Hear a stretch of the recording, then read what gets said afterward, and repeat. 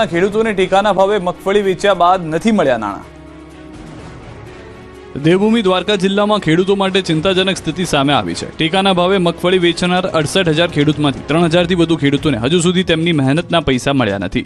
જિલ્લામાં કુલ 70,699 ખેડૂતો દ્વારા ઓનલાઈન નોંધણી કરવામાં આવી હતી, જેમાંથી 68,175 ખેડૂતોએ ટેકાના ભાવે મગફળીનું વેચાણ કર્યું હતું। સરકાર દ્વારા કુલ 1,60,626 મેટ્રિક ટન મગફળીની ખરીદી કરવામાં આવી હતી, જેની સામે 1166 કરોડ 63 લાખ રૂપિયાની ચૂકવણું નોંધાયું છે। પરંતુ આ મોટા ચૂકવણા વચ્ચે પણ હજારો ખેડૂતો હજુ રાહ જોઈ રહ્યા છે। હજુ 1,923 ખેડૂતોના પેમેન્ટ પેન્ડિંગ છે। માત્ર એટલું જ નહીં, જિલ્લાના 1,184 ખેડૂતોના પેમેન્ટ બેંકના ટેકનિકલ ફોલ્ટને કારણે ફેલ થયા છે। અર્થાત ટેકાના ભાવે મગફળી વેચ્યા છતાં 3,107 ખેડૂતોને સમય મર્યાદામાં ચૂકવણી મળી નથી, જેથી ખેડૂતોને ઉનાળુ પાકના વાવેતરમાં મુશ્કેલી પડી રહી છે। ત્યારે ખેડૂતોની માંગ છે કે તંત્ર અને જવાબદાર સંસ્થાઓ તાત્કાલિક હસ્તક્ષેપ કરે અને બાકી તમામ ચૂકવણા ઝડપથી જમા કરાવે। ઋતુના અહેસાસ વચ્ચે ગરમી વધવાની આગાહી। ગુજરાતના લોકોને હાલ ટ્રિપલ ઋતુનો અહેસાસ થઈ રહ્યો છે। વહેલી સવારે અને મોડી રાત્રે ઠંડી પડી રહી છે, તો દિવસ દરમિયાન ક્યારેક માવઠું તો ક્યારેક ગરમી અકળાવી રહી છે। અમદાવાદ સહિતના શહેરોમાં તો ઉનાળો બેસી ગયો હોય તેવું લાગી રહ્યું છે।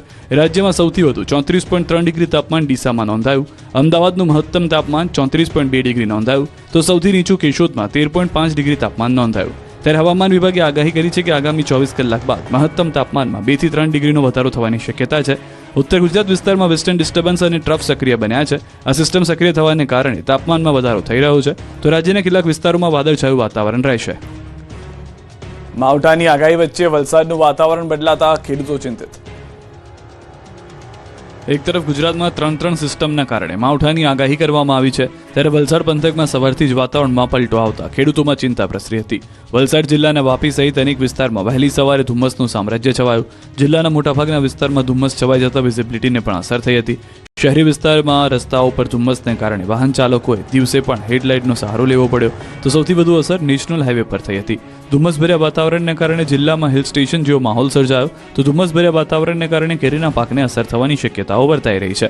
ઠંડા પવનને કારણે લોકોને ઠંડીનો અહેસાસ થઈ રહ્યો છે। તુવેરના ખેડૂતો માટે ખુશીના સમાચાર આવ્યા। સરકારે કરી તુવેરની ટેકાના ભાવે ખરીદીની જાહેરાત। તુવેરની ખેતી કરતા ખેડૂતો માટે આનંદના સમાચાર આવ્યા છે। રાજ્ય સરકારે તુવેરની ખેતી કરતા ખેડૂતો માટે મહત્વની જાહેરાત કરી છે। વિધાનસભા સત્ર દરમિયાન મુખ્યમંત્રી ભૂપેન્દ્ર પટેલના અધ્યક્ષસ્થાને રાજ્ય મંત્રીમંડળની બેઠક મળી।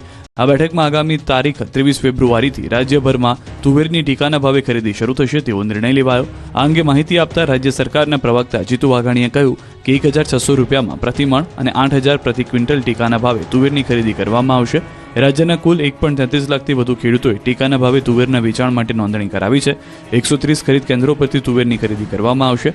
એસએમએસથી ખરીદ માટેની અગાઉથી જાણ કરવામાં આવશે અને એસએમએસ મળ્યેથી ફાળવેલ ખરીદી કેન્દ્ર ખાતે ખેડૂતોએ જથ્થા સાથે ઉપસ્થિત રહેવાનું રહેશે। ખેડૂતો માટે આનંદો। ગુજરાતમાં આ વખતે ચોમાસું સારું રહેશે, હવામાન નિષ્ણાંતોની આગાહી। ભલે માવઠા પર માવઠાનો મારો ખેડૂતોને લાગી રહ્યો હોય, પરંતુ ધરતીપુત્રો ખુશખુશાલ થઈ જાય તેવા સમાચાર આવ્યા છે। આ વખતે ચોમાસું સારું રહી શકે છે તેવી આગાહી હવામાન નિષ્ણાંતોએ કરી છે। અંબાલાલ પટેલના કહેવા મુજબ ગ્લોબલ વોર્મિંગની અસર વિશ્વના હવામાન પર જોવા મળી રહી છે। ઋતુઓની પેટર્ન બદલાતી જોવા મળી રહી છે। જોઈએ તેવી ઠંડી ન પડવાને કારણે શિયાળુ પાક પર અસર પડી છે, સાથે એક પછી એક વેસ્ટર્ન ડિસ્ટર્બન્સને કારણે તાપમાનમાં સતત વધઘટ જોવા મળી રહી છે। સાથે ચાલુ વર્ષે સૂર્ય કલંક જોવા મળ્યો છે, એટલે કે સૂર્યમાં ડાઘા જોવા મળ્યા છે, જે 2000 અને 2006ના વર્ષમાં પણ જોવા મળ્યા હતા, જેની અસરે બંગાળના ઉપસાગરના વાવાઝોડું બનવાની શક્યતા રહેશે, જેના કારણે દક્ષિણ ભારતના વિસ્તારો પ્રભાવિત થશે। એક પછી એક લો પ્રેશર બનશે અને લો પ્રેશરના કારણે ગુજરાતમાં ચોમાસું સારું રહી શકે છે।